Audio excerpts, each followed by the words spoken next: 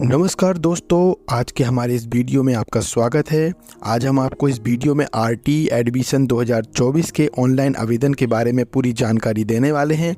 यदि आप हमारे चैनल पर पहली बार आए हैं तो हमारे चैनल को ज़रूर सब्सक्राइब कर लें और बेल का आइकॉन ज़रूर चालू कर लें।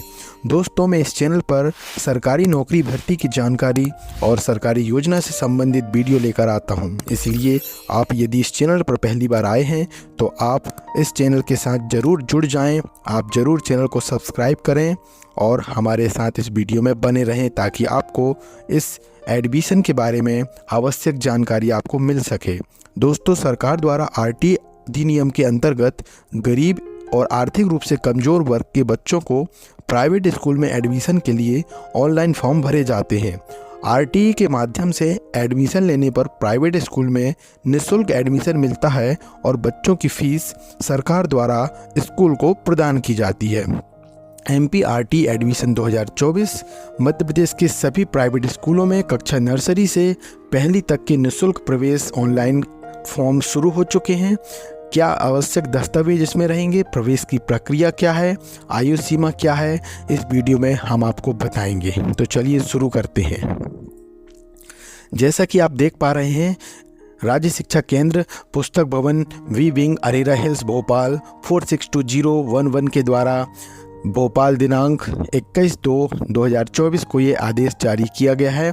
प्रति समस्त जिला कलेक्टर मध्य प्रदेश, समस्त जिला परियोजना समन्वयक जिला शिक्षा केंद्र मध्य प्रदेश। विषय है शैक्षणिक सत्र 2024-25 हेतु शिक्षा का अधिकार अधिनियम के अंतर्गत गैर अनुदान मान्यता प्राप्त अशासकीय स्कूलों में निःशुल्क ऑनलाइन प्रवेश प्रक्रिया के संबंध में। जैसा कि आप यहाँ पे देख पा रहे हैं, निःशुल्क और अनिवार्य बाल शिक्षा का अधिकार अधिनियम 2009 की धारा 12(1) गा के प्रभावी क्रियान्वयन तथा कमजोर वर्ग एवं वंचित समुदाय के बच्चों को निःशुल्क प्रवेश की प्रक्रिया को पारदर्शी और आसान बनाने के उद्देश्य से ऑनलाइन आवेदन पश्चात सत्यापन, अधिकारियों द्वारा मूल दस्तावेजों के सत्यापन उपरांत सत्यापन में पात्र पाए गए बच्चों में से ऑनलाइन लॉटरी के माध्यम से सीटों का आवंटन पश्चात सत्र 2024-25 के निःशुल्क प्रवेश की कार्यवाही की जाना है। निःशुल्क प्रवेश प्रक्रिया हेतु की जाने वाली कार्यवाही: प्रवेश हेतु पात्रताधारी इच्छुक आवेदन अपने ग्राम, वार्ड, पड़ोस तथा विस्तारित पड़ोस के गैर अनुदान मान्यता प्राप्त प्राइवेट स्कूलों में पोर्टल पर कक्षावार प्रदर्शित स्कूलों में निःशुल्क प्रवेश हेतु अपनी समग्र आईडी एवं आधार सत्यापन करके ऑनलाइन आवेदन दर्ज कर सकेंगे। तो इसके बारे में हम जानकारी देंगे कि प्रवेश प्रक्रिया किस तरह की है और कब कब क्या क्या कौन से काम हमको करने होंगे, क्या गतिविधियां हैं और उनकी क्या समय सीमा है, इस समय सारणी में हम देखते हैं। पोर्टल पर ऑनलाइन आवेदन और त्रुटि सुधार के लिए दिनांक 23 फरवरी से 3 मार्च 2024 तक का हमें समय दिया गया है। आप 23 फरवरी से 3 मार्च 2024 तक आप ऑनलाइन आवेदन कर सकते हैं और यदि आवेदन में कोई त्रुटि हो गई है तो आप 23 फरवरी से लेकर 3 मार्च तक के बीच में आप उस त्रुटि में सुधार भी करा सकते हैं। आवेदन के पश्चात सत्यापन केंद्र पर आपको जाना होगा, शासकीय जन शिक्षा केंद्र में। यहाँ पर जाकर के आपको सत्यापन कराना होगा, जो कि दिनांक 24 फरवरी से 5 मार्च 2024 तक ये सत्यापन का कार्य होगा। सत्यापन के कार्य होने के बाद 7 मार्च 2024 में रैंडम पद्धति से ऑनलाइन लॉटरी द्वारा स्कूल का आवंटन और चयनित आवेदकों को एसएमएस के द्वारा सूचित किया जाएगा, जो कि 7 मार्च को ये आवंटन मिल जाएगा।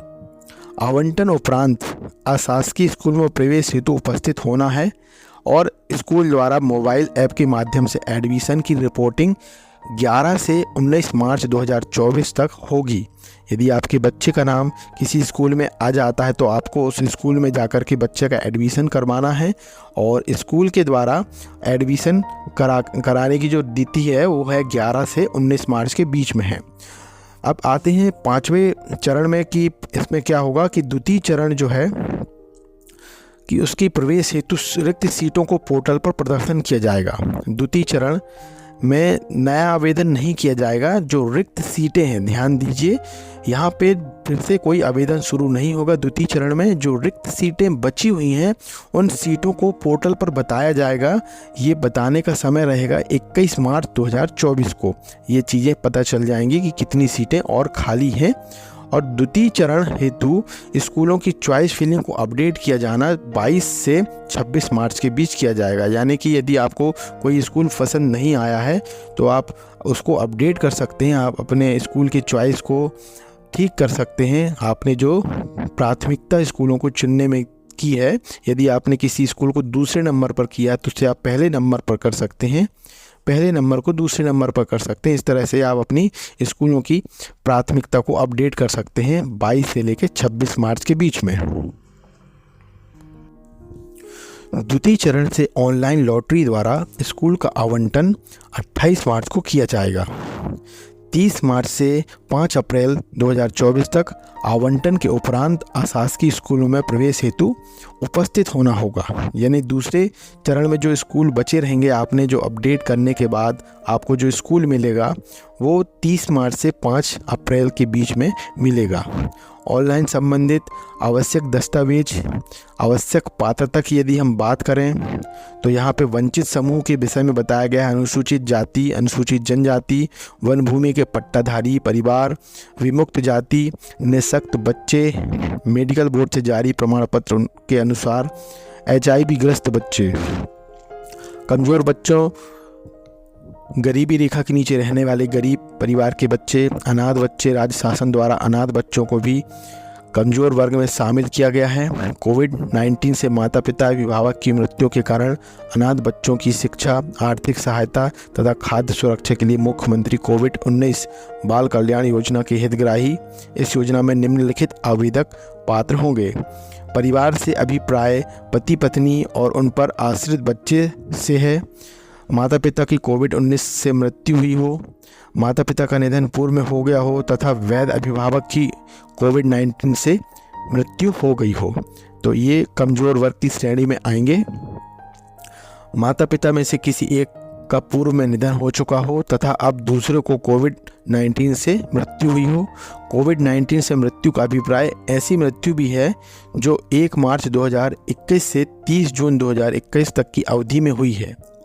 बाल हितग्राही के मामले में संरक्षण का चिन्हांकन योजना के अंतर्गत कलेक्टर की अध्यक्षता में गठित समिति द्वारा किया जाएगा। और प्रवेश के लिए आवश्यक दस्तावेज की बात करें तो वंचित समूह और कमजोर वर्ग का प्रमाण पत्र, यानी वंचित समूह में अनुसूचित जाति, अनुसूचित जनजाति, विमुक्त जाति के लिए बच्चों के पालक अभिभावक के राशन कार्ड में उल्लेखित जाति या अन्य कोई शासकीय दस्तावेज जिसमें अनुसूचित जाति, जनजाति, विमुक्त जाति होने का उल्लेख हो, प्रारंभिक दस्तावेज मान्य होंगे। यदि किसी बच्चे के भाई बहन का जाति प्रमाण पत्र है तो वह भी प्रारंभिक दस्तावेज के रूप में मान्य होगा। यदि पालक अभिभावक संयुक्त परिवार का सदस्य है तो ऐसी स्थिति में परिवार के मुखिया का दस्तावेज मान्य होगा।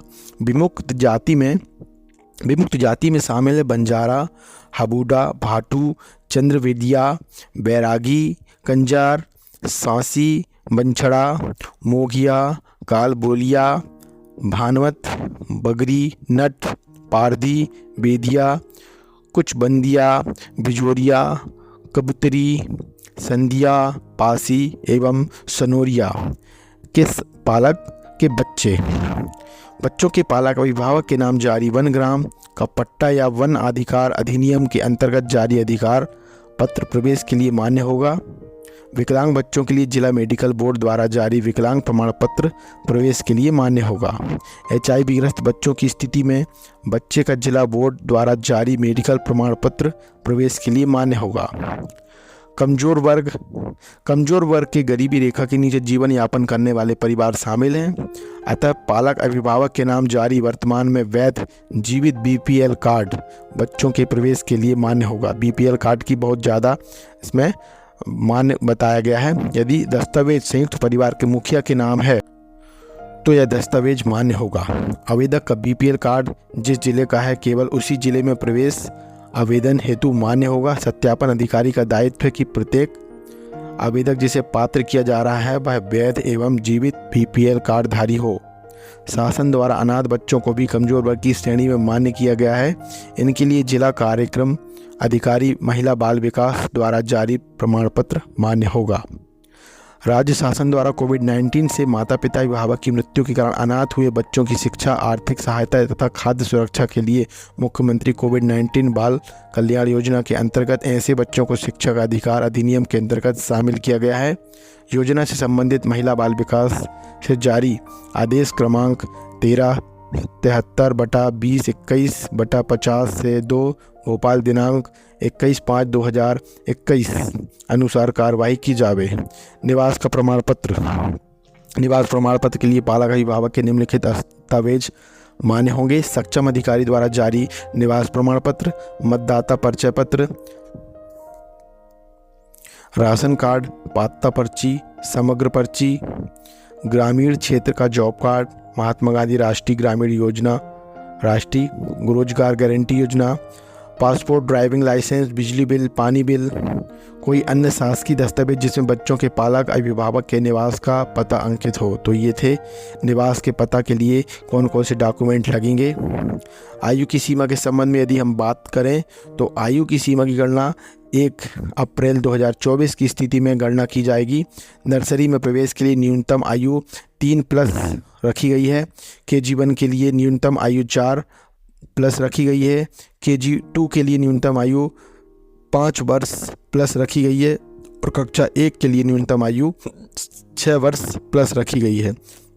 सत्यापन के समय आयु के संबंध में मूल प्रति से मिलान न करने की स्थिति में अथवा मूल प्रति प्रस्तुत न करने की स्थिति में आवेदन अपात्र माना जाएगा। तो आपको मूल प्रति, आपको आवेदन की अपने दस्तावेजों की मूल प्रति आपको दिखाना होगा, प्रस्तुत करना होगा, तभी आवेदन आपका मान्य होगा। जन्म तिथि के संबंध में यदि हम बात करें तो आवश्यक दस्तावेज सक्षम अधिकारी द्वारा जारी प्रमाण पत्र, जहां जन्म, मृत्यु तथा विवाह रजिस्ट्रीकरण अधिनियम 1886 का 6 के अधीन जन्म प्रमाण पत्र उपलब्ध ना हो, वहां स्कूल में प्रवेश के प्रयोजन के लिए निम्नलिखित दस्तावेजों में से कोई एक दस्तावेज बालक की आयु का सबूत माना जाएगा। क्या क्या सबूत है? अस्पताल सहायक नर्स तथा प्रसाविका मिडवाइफ, ANM का रजिस्टर्ड रिकॉर्ड, आंगनवाड़ी का रिकॉर्ड, पालक या अभिभावक द्वारा बच्चे की आयु का स्वघोषणा पत्र, बशर्ते कि बच्चे के पालक या अभिभावक के बच्चे की जन्म तिथि के सत्यापन का प्रमाण पत्र, क्षेत्र के स्थानीय प्राधिकारी, नगरीय स्थानीय निकाय या पंचायत जहां से वह रहता है या रहती है के निर्वाचित किसी प्रतिनिधि के हस्ताक्षर से प्रवेश के 6 माह के भीतर प्रस्तुत करना होगा। इसके अभाव में प्रवेश निरस्त माना जाएगा। तो ये थी जानकारी RT आवेदन की, MPRT एडमिशन 2024 की, जिसमें कक्षा नर्सरी से पहली के बच्चों का ऑनलाइन एडमिशन फॉर्म शुरू हो चुका है। जानकारी आपको कैसी लगी हमें कमेंट करके ज़रूर बताएं।